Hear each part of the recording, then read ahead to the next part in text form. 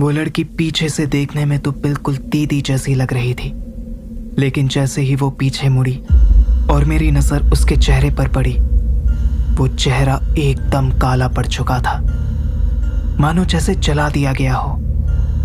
उसकी आंखों में काला बिंदु था ही नहीं, वो पूरी तरह सफेद थी। ये चेहरा किसी इंसान का नहीं हो सकता।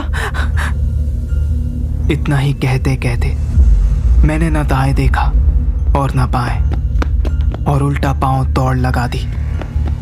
जिस तरफ हो सकता था मैं भागता रहा। कुछ दूर भागने के बाद हांफते हांफते मैं एक जगह रुक गया।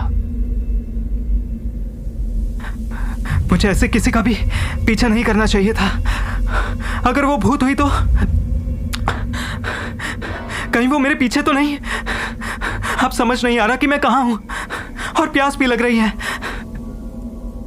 उस वक्त मेरा डर मुझ पर हावी हो रहा था और मैंने होटल में वापस जाने का मन बना लिया था, लेकिन रास्ता भटक जाने की वजह से मेरे कदम किस तरफ बढ़े जा रहे थे कोई खबर नहीं थी। थोड़ी दूर चलने के बाद मैंने फिर उसी लड़की को मेरे आगे चलते हुए देखा। इतने ठंडे मौसम में भी मेरे पसीने छूटने लगे थे। मैं अपने कदमों को बहुत धीरे धीरे और बिना थोड़ी भी आवाज किए बढ़ा रहा था। ये कैसी आफत में पड़ गया मैं अब। काश दीदी की बात मान ली होती। पर जैसे जैसे मेरे कदम धीरे हो रहे थे, उसके भी कदम धीरे होते जा रहे थे। मैं जितना अपने कदमों को धीरे कर रहा हूँ, ये भी उतना ही धीरे चल रही है। मैंने अपने कदमों को और धीमे कर लिए। मुझसे दूर क्यों नहीं जा रही है ये रास्ता इतना सुनसान है, मुझे कोई बचा भी नहीं सकता। तभी मुझे मेरे पापा की कही एक बात याद आई। जब भी तुम किसी खतरे में पड़ जाते हो और तुम्हें बचाने वाला आसपास कोई नहीं दिख रहा हो, तब तुम्हें सच्चे दिल से भगवान को याद करना चाहिए। वो तुम्हें जरूर उस खतरे से निकालेंगे। हे भगवान, मुझे बचा लो, मुझे इस मुसीबत से निकालो। मैं कभी कुछ गलत काम नहीं करूंगा, हमेशा सबकी बात मानूंगा। और तभी मुझे अचानक से एक आवाज सुनाई दी और फिर मुझे एक गाड़ी दिखी जिसमें लाल और नीली बत्ती चल रही थी और गोल गोल घूम रही थी। ये तो पुलिस की जीप है। और वो जीप जैसे ही मेरे नजदीक आई, मेरी नजर जीप से हट के उस लड़की की तरफ गई।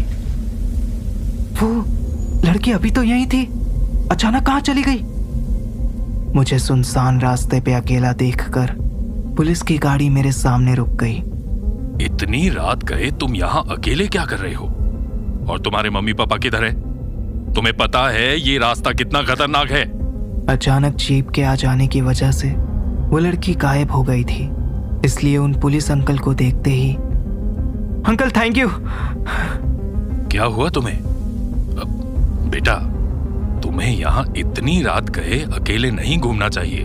वो लगता है तुम यहाँ नए हो, वरना तुम यहाँ आने की हिम्मत नहीं करते। चलो मैं तुम्हें छोड़ देता हूँ, तुम्हें जहाँ भी जाना है। पुलिस अंकल ने मुझे अपनी गाड़ी में बैठा लिया और हम उस होटल की तरफ बढ़ गए। अंकल, मैं इस शहर में नहीं रहता हूँ। फिर मैंने उन्हें बताया कि हम मनाली जा रहे थे और आज रात के लिए ही पास वाले होटल में रुके हैं। तुम्हारे पापा को पता है कि तुम इतनी रात को निकले हो? नहीं। बिना बताए अकेले यूं रात में निकलना अच्छी बात नहीं है बेटा। लेकिन अंकल, यहाँ से थोड़ी दूर पर जो अम्यूजमेंट पार्क है, मैं तो वहाँ जा रहा था। क्या? नहीं, तुम वहाँ नहीं जा सकते। क्यों? मैं क्यों नहीं जा सकता वहाँ? बेटा, वो साधारण पार्क नहीं है, वो पार्क वीरान है। ना ही उधर जाने का रास्ता सुरक्षित है और ना ही वो पार्क, और वो भी इतनी रात में। कुछ ही देर में हम होटल के सामने थे। तुम्हारा कमरा कहाँ है? चलो मैं कमरे तक छोड़ आता हूँ। मेरे मना करने के बावजूद वो मुझे मेरे कमरे तक लेकर आ गए। मुझे ये डर लग रहा था कि कहीं मम्मी पापा जागे ना हो, क्योंकि अगर उन्होंने मुझे पुलिस अंकल के साथ देख लिया तो मेरी तो खैर नहीं। बेटा, मुझे तुम्हारे परिवार वालों से मिलना है, बुलाओ उन्हें। तभी मैंने दीदी से उन्हें मिलाया। क्या आप इसे जानते हो? हाँ, मेरा भाई है ये। लेकिन आप यहाँ, इसने कुछ किया क्या? मैडम, ये आपका भाई घनी अंधेरी रात में अकेले उस सड़क पर हमें मिला है जहां गांव के लोग तक जाने को डरते हैं। दीदी मेरी तरफ गुस्से से देखने लगी। एकांश, तुझे मना किया था ना कहीं जाने को, तो तू बाहर क्यों गया, वो भी अकेले? अब इसका ध्यान रखो और कहीं जाने मत दो। हाँ, मैं इसका पूरा ध्यान रखूंगी। इसे यहाँ लाने के लिए बहुत शुक्रिया, और इसकी वजह से आपको जो तकलीफ हुई है मैं उसके लिए माफी मांगती हूँ। दीदी ने मुझे घूर कर देखा और इशारे से सॉरी बोलने को कहा। हाँ अंकल, आई एम सॉरी, मुझे पता नहीं था उस रास्ते के बारे में। दीदी मुझे फिर भी गुस्से से देख रही थी, लेकिन मैं उन्हें छोड़कर पहले मम्मी पापा के कमरे के पास भागा। देखकर तसल्ली की कि कहीं उन्हें पता तो नहीं चला। थैंक गॉड मम्मी पापा सो गए और मेरी इस करतूत के बारे में उनको कुछ पता नहीं चला। तभी दीदी ने मेरा हाथ पकड़कर कमरे में खींचा और दरवाजा बंद कर दिया। मुझे पता था कि दीदी के सवालों की बौछार होने वाली है। एकांश, तुम अम्यूजमेंट पार्क जा रहे थे ना, और वो भी मेरे मना करने के बावजूद। मैंने तुझसे कहा था ना कि मैं लेके चलूंगी, फिर भी तुम अकेले चले गए, और वो भी इतनी रात को। मैं उन सवालों से बचना चाहता था, लेकिन दीदी ने मुझे सवालों से घेर लिया। दीदी सॉरी, मुझे पता है मुझे ऐसी जिद्दी बनकर नहीं जाना चाहिए था, लेकिन आपको पता नहीं है मेरे साथ क्या क्या हुआ। अब बताएगा भी कि क्या हुआ था? फिर मैंने दीदी को सब कुछ बता दिया। पूरा हादसा जानने के बाद दीदी का गुस्सा प्यार में बदल गया था।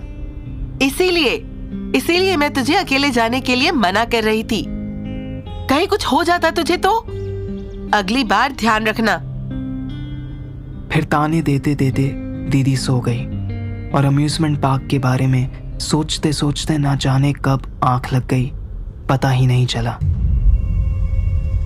ये मैं कहाँ आ गया और इतना अंधेरा क्यों है? दीदी, मम्मी, कोई है? आप हो तो जवाब दो।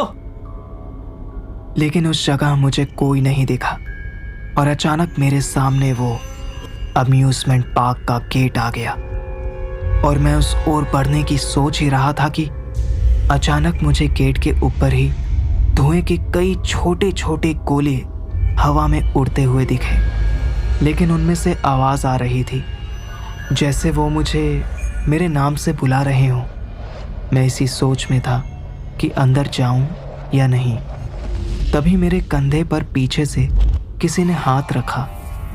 मैंने पीछे मुड़कर देखा तो सामने वही लड़की खड़ी थी। वही चेहरा अपने सपने में देखकर मैं सहम सा गया था। उस चेहरे को देखकर मेरी आंखें तुरंत खुल गईं। मैं चिल्लाते हुए बिस्तर से उतरकर सीधे कमरे से बाहर भागा। तभी मेरा पैर फर्श में फंस गया था और मैं गिरने ही वाला था। संभल कर। और तभी मुझे पता लगा कि मैं एक बुरा सपना देख रहा था। कहाँ खोया है? कुछ नहीं दीदी, बस एक बुरा सपना देख लिया था। उसके बाद मैं और दीदी फिर से सो गए। सुबह होते ही पापा हमारे कमरे में आए। उठो, चलो, अभी हमें निकलना है, जल्दी तैयार हो जाओ। मैंने तुरंत अपनी नज़र दीदी की तरफ घुमाई। लेकिन दीदी, हम तो